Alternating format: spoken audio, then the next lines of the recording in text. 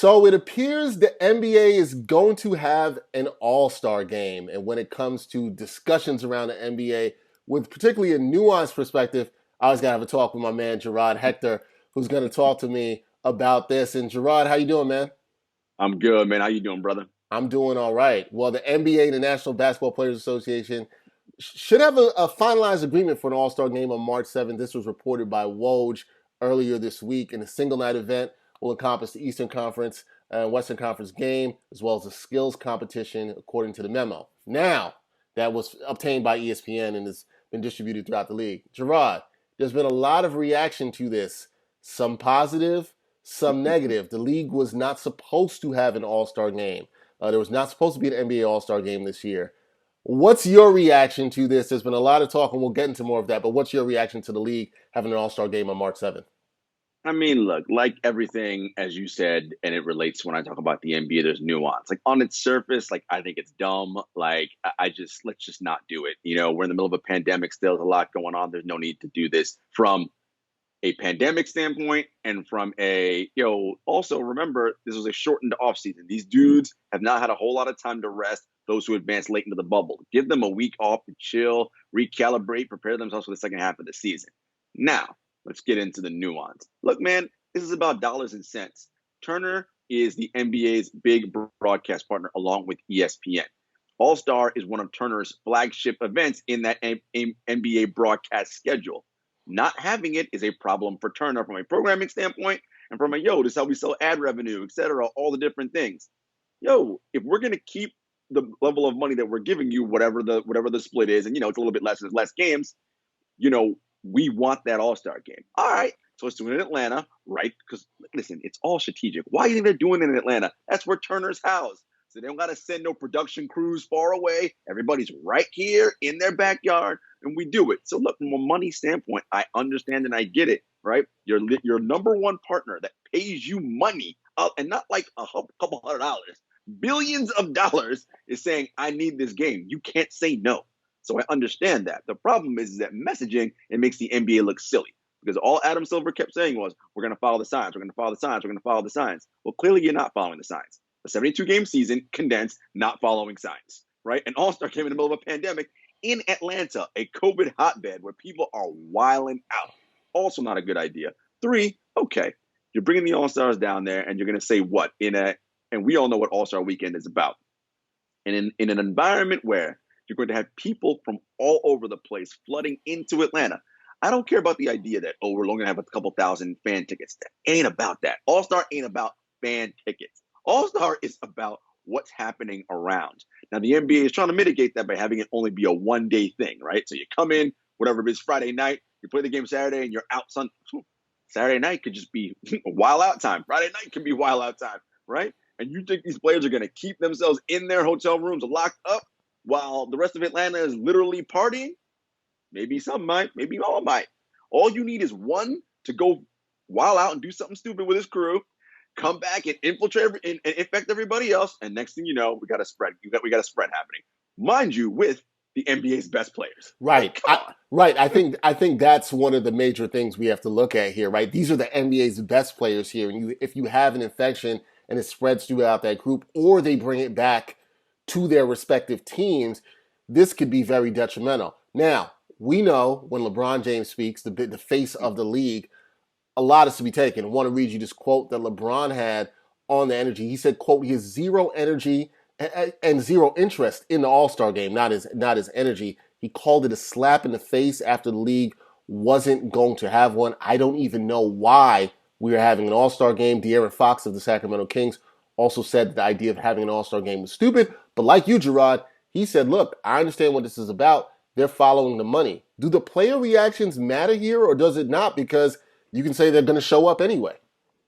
I mean, it won't because the player reactions don't matter. I mean, LeBron's does matter. I'll get them in a minute. But De'Aaron Fox even said it himself. He's like, if you don't go, you get fined, right? I think that's true. Now, the NBA may relax those restrictions and say, all right, like if you want to opt out of All-Star for COVID reasons or whatever, that's cool. You can.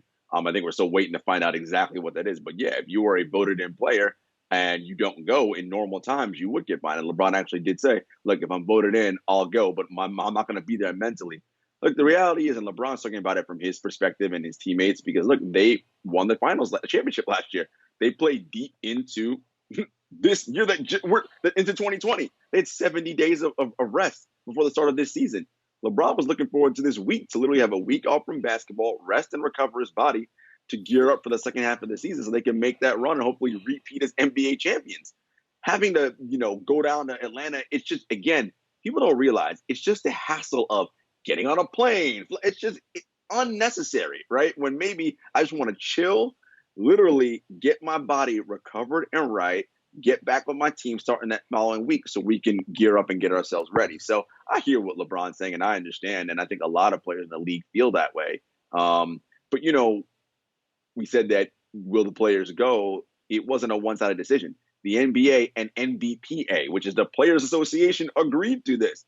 As much as we talk about the money, yeah, because it's agreed to on both sides. The owners and the players want this because they want to keep the money in the BRI flowing. That's right. They have a 50-50 split in that BRI. Now, talking about the NBPA, the president, Chris Paul, he's been an advocate of this, of the Atlanta All-Star Game idea, including a plan to use the game to benefit historically black colleges and universities and COVID-19 relief. So there's this whole thing around it with that. Do you think that's a sham at all in terms of that? Is that a cover for this? Because the NBA isn't really just coming out and saying, "Hey, we're doing this for the money," even though we all know exactly that's what it is. Right. Look, I think the NBPA as a union and as an organization, they do wonderful things within communities and various places and causes these players support. I mean, it's well documented. Chris Paul is an advocate of HBCUs and actually cares. And on its face, I understand like being like, all right, if we do this, let's give some money to charity, all that cool. And how about these places? Yeah. But if you really want to just help them out, just cut them a check, man. Like, especially again, in the middle of a pandemic, just cut them a check. No need to risk further continued play or potential spread just for the sake of this. Now, you could also talk about on the other end.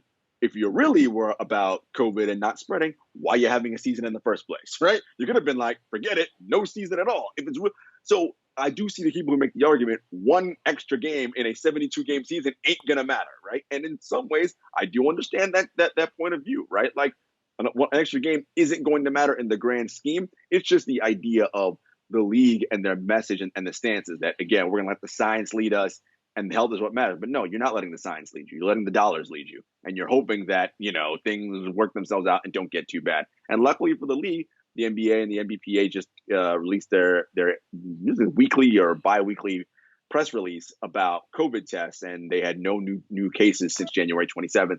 So, that's a positive sign for them in the sense of we're having this game, no new cases. Is there some contradiction, I guess you can say, when you look at the fact that the league has said they're so concerned about health and safety protocols? We've seen things for players having to wear masks on the bench, not being able to necessarily dap it up and talk to players after the game, no jersey exchange, those kinds of things. But now they're doing this while you beautifully pointed out that this is in Atlanta because it works for Turner. But it doesn't work for the health and safety of people when Georgia is one of the states that has one of the most relaxed things in terms of COVID restrictions that we have seen. I think you've done a brilliant job in talking about this isn't just about the players, but about all the people that come and for everything that's around the All-Star game. If this goes wrong, can the NBA survive a disaster from this on the PR front if it doesn't follow the health and safety protocols and people are actually affected?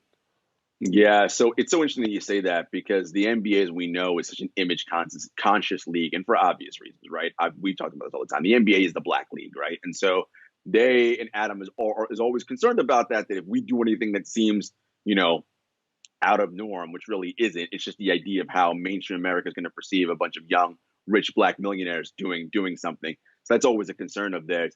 In a way, the NBA kind of has cover though on this for a number of reasons. One, the bubble worked so well in Orlando, right? That's the first thing. The second thing, and it's real, and I don't like using it because it makes people lax and, sort of forget, people are in COVID fatigue and they're tired of hearing about COVID stories and what's happening. So if something happens, people are going to be like, all right, whatever, it happens, right? Like, think about it now. Think about the amount of games we've had canceled for health and safety protocols and people and the number of players in contact tracing. Is it even that big of a deal? Do people even Are people even like, oh my God, it's nothing, right? Everybody's kind of like, yeah, all right, cost of doing business. And I think that's where they're at right now. The league has made that calculus that by now people are okay, especially because the vaccine stories are now what's dominating the news cycle. And so it's like, okay, there's a vaccine, everybody's gonna be fine. So from a calculated standpoint, kind of makes sense that they'd be okay in terms of covering any PR blows. I guess it comes down to this. We're talking about this. We are people who are self-proclaimed fans of this sport. We love the NBA. We love basketball. Jarod, are you watching the NBA All-Star Game in 2021? No, I generally don't watch the All-Star game because it's silly. I mean, I may watch like the three-point contest, the dunk, and all that because that's always exciting. But the game itself, although if they keep the Elam ending, that was fun last year. Now, normally I go to All-Star weekend to cover it and work, so I'm always there. But if they keep Elam ending, I may turn it on and watch the end. But to actually be like, all right, appointment viewing, let me make sure I'm in front of my TV. Nah, I'm good. Well, glad to know one thing we can say for here is that we know that you're going to keep it safe and healthy and not go to Atlanta to enjoy the festivities Hell around no. the All-Star Game. All right, Jarod, thank you, man. That's my man, Jarod Hector. You can catch him on the Seven Footers podcast. You can also catch him on True Hoop. And you can also catch him with me every Friday on NBA Picks and Props on the Props Network. Thank you so much for talking about the NBA and the All-Star Game that they should or shouldn't have. Appreciate you, man.